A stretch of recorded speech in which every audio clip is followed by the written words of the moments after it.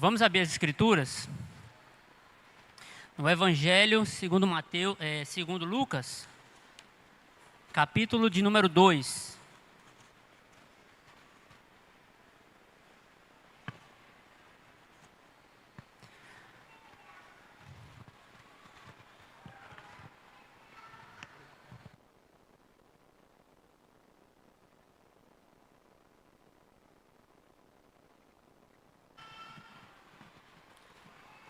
Amém. Evangelho segundo Lucas, capítulo de número 2. Vamos ler.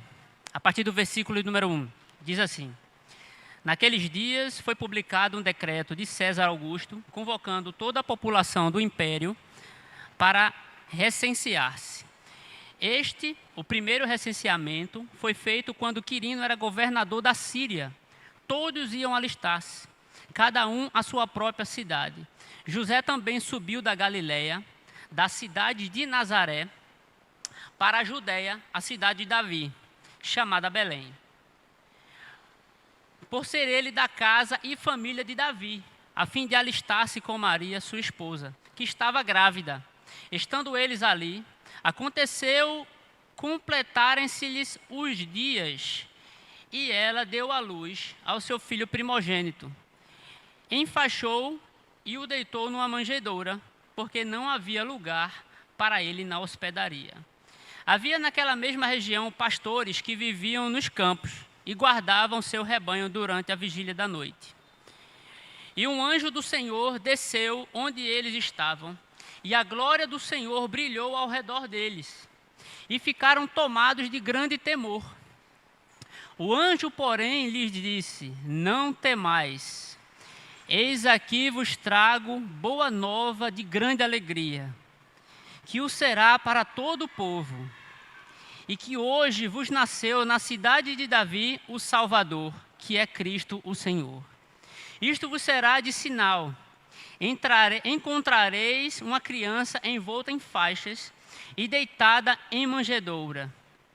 E subitamente apareceu com o anjo uma multidão de milícia celestial, louvando a Deus e dizendo: Glória a Deus nas maiores alturas e paz na terra entre os homens a quem Ele quer bem. E ausentando-se dele os anjos para o céu, diziam os pastores uns aos outros: Vamos até Belém e vejamos os acontecimentos que o Senhor nos deu a conhecer. Foram apressadamente e acharam Maria e José e a criança deitada na manjedoura. E vendo, divulgaram o que lhe tinha sido dito a respeito deste menino. Todos os que ouviram se admiraram das coisas referidas pelos pastores. Maria, porém, guardava todas essas palavras, meditando-as no seu coração. Voltaram então os pastores, glorificando e louvando a Deus por tudo o que tinham ouvido e visto, como lhes fora anunciado. Senhor Deus, louvamos o Teu nome, Pai. A honra e a glória seja dada ao Senhor. Abre a porta da Tua palavra. Tua é a primazia, meu Deus. Que o nosso coração possa ser aquecido pela Tua presença. Que nós possamos voltar para casa hoje diferente, com contentamento no nosso coração, com regozijo no nosso coração. E as nossas dificuldades e problemas nós depositamos aos pés da cruz. E louvamos e celebramos o Teu nascimento, para a Tua glória. Amém. Meus irmãos, o dia 25 é um dia especial para muita gente. Quase que o mundo inteiro celebra o Natal. E é comum, no dia 25, as pessoas estarem mais reflexivas. Elas estão mais pensativas, mais fraternas. O Natal, ele tem esse efeito nas pessoas. Mas também as pessoas, elas se reúnem em casa, elas ornamentam suas casas, elas convidam os vizinhos, parentes que vêm de longe, para se congregar, se reunir em casa, para celebrar, para ter comunhão. Uns presenteiam uns aos outros, e isso tudo é muito bom. Isso é muito bom. Uns até focam no comércio, no seu trabalho, né? Na sua profissão. Porque no dia 25 de dezembro, o comércio ele é um crescimento extraordinário. Eu já trabalhei no comércio e o que a loja lucrava assim, somente no dia 25 era quase, valia pelo semestre inteiro do ano. Isso tudo é muito bom. Mas esse não é o foco do Natal. Esse não é o objetivo principal do Natal. O que é que nós devemos nutrir no nosso coração? O que é que nós devemos alimentar no nosso coração? Nós devemos nutrir no nosso coração e alimentar o verdadeiro sentido do Natal. E qual é o verdadeiro sentido do Natal, irmãos? A palavra Natal vem da palavra natalício, que significa nascimento. A festa que é celebrada no Natal é celebrada o aniversário de uma pessoa. É celebrada o nascimento de alguém. E por que nós celebramos o nascimento desta pessoa? O texto de Isaías, no capítulo 9, diz o seguinte: um menino nos nasceu, aponta para a natureza humana de Cristo. E um filho se nos deu, aponta para a sua natureza divina. Porque Cristo é um presente dado à humanidade. É Deus se doando a Ele mesmo em forma humana. João vai falar no seu Evangelho, capítulo de número 1, que no princípio era o Verbo, e o Verbo estava com Deus, e o Verbo era Deus. Ele estava no princípio com Deus, e todas as coisas foram feitas por Ele. E sem Ele, nada do que foi feito se fez. Isso é muito significativo, irmãos. Isso é muito representativo. Porque o Verbo, o Deus Todo-Poderoso, eterno, onipotente, onisciente, Criador do universo, encarnou em um corpo humano. Ele agora habita em um tabernáculo limitado. O Deus Todo-Poderoso agora tem cabelo como nós temos.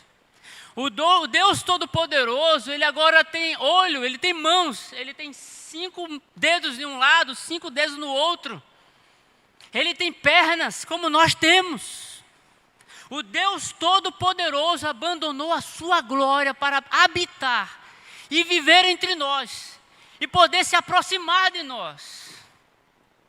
Eu ouvi uma ilustração muito interessante uma vez, que alguém chegou para outra pessoa e disse: olha, eu não sei porquê, que toda vez que eu chego próximo do aquário e vou colocar comida para os peixes fogem de mim. Eu não sei por que isso acontece. E a outra pessoa disse: é porque toda vez que você se aproxima do aquário, eles veem você pelo vidro tão gigante que eles têm medo e se escondem. Então o que é que eu preciso fazer para os peixes não se esconderem de mim? Você precisa ser peixe como eles. Foi isso que Deus fez. Na antiga aliança, às vezes Deus se manifestava de forma com relâmpagos, com trovões no monte, e o povo ficava com medo.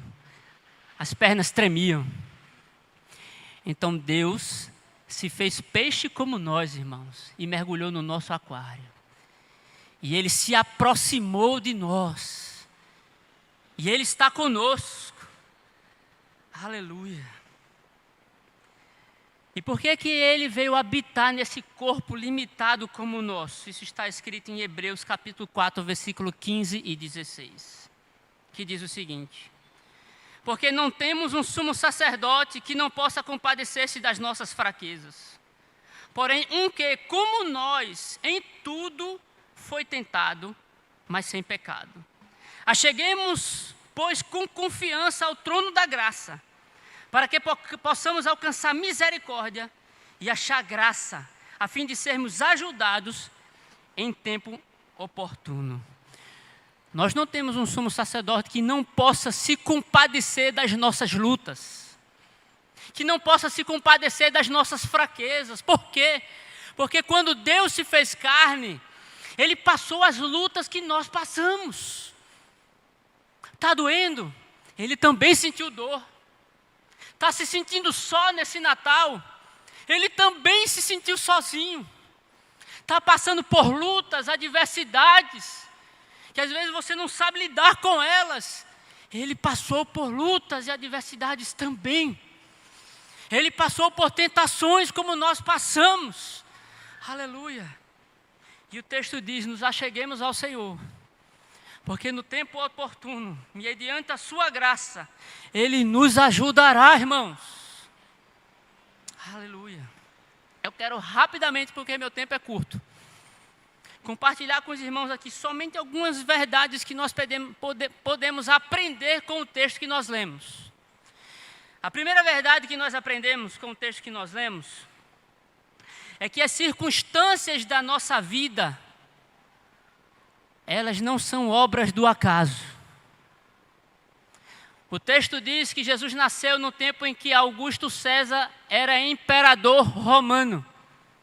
E ele publica um decreto que obriga José e a sua família a sair da Galiléia e Nazaré e viajar em uma viagem perigosa, distante, mais de 150 quilômetros, andando para a cidade de Belém. Bem, o texto não fala, mas quando a gente lê o texto, me parece que esta viagem não estava no cronograma de José. Eu não sei se José conhecia a profecia de Miqueias, que diz que Jesus nasceria em Belém. Eu não sei se ele conhecia. Mas me parece que ele não realizaria esta viagem. Maria estava grávida. Era uma viagem difícil, com perigos de salteadores. Perigos do caminho era difícil, porque era uma região montanhosa. Perigos de animais selvagens. Mas ele foi obrigado a sair da sua terra e viajar para outra terra por causa do decreto de um imperador. Mas a palavra de Deus já profetizava que Jesus nasceria em Belém. Mesmo que a viagem não estivesse no cronograma de José, mas estava na agenda de Deus. Ainda que a viagem fosse difícil, ainda que a viagem fosse desconfortável, José e sua família estavam cumprindo a vontade do Todo-Poderoso. A nossa vida, ela não está caminhando rumo à sorte. Nós não somos governados por leis da probabilidade.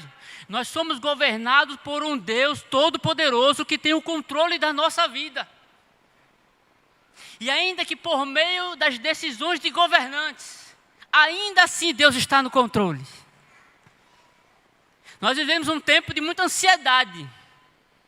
Pessoas viajam, pessoas querem sair do Brasil, querem fugir do Brasil.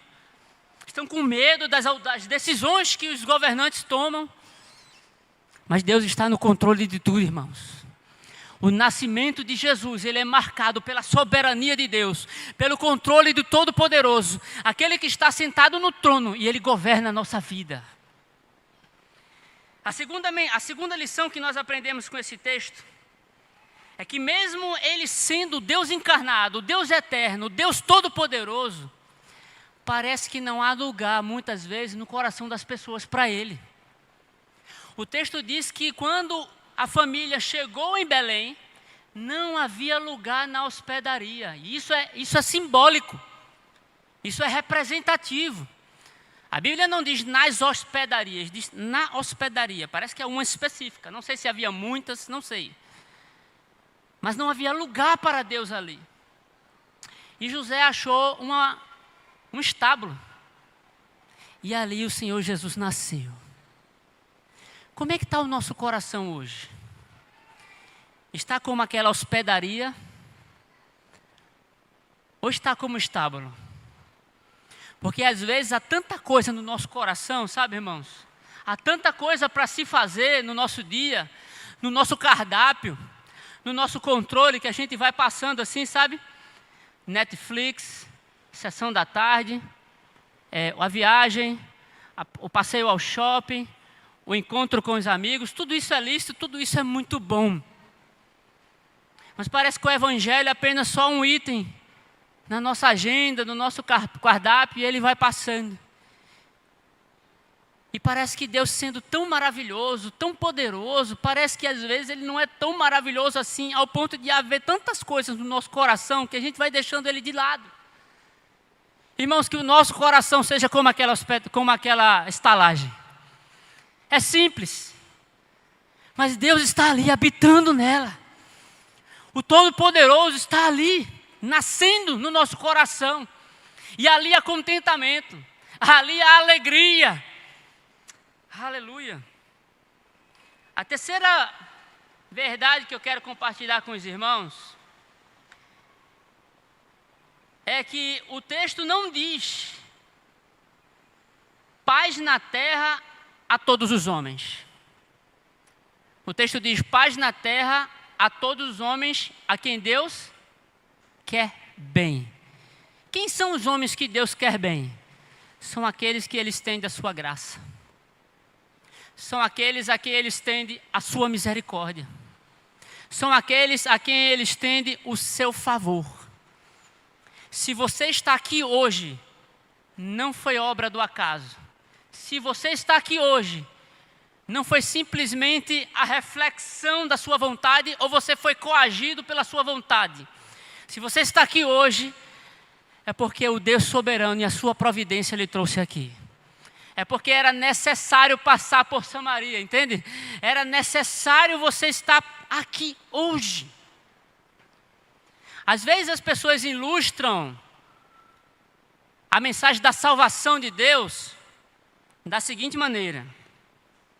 As pessoas dizem que o pecador é alguém que está num oceano, no fundo do mar, se afogando, e ele está exercendo esforços, ele está lutando e tentando nadar para não morrer. E ali, mediante os seus esforços, cansado para não morrer, ele avista um barco. E na lateral do barco está escrito, Jesus Cristo. Então ele começa a clamar, salva-me, salva-me. E Jesus, o capitão do barco, para o barco, o avista, joga um bote salva-vidas, ele agarra o bote e é colocado no barco. Definitivamente, essa não é uma boa ilustração para ilustrar a nossa salvação.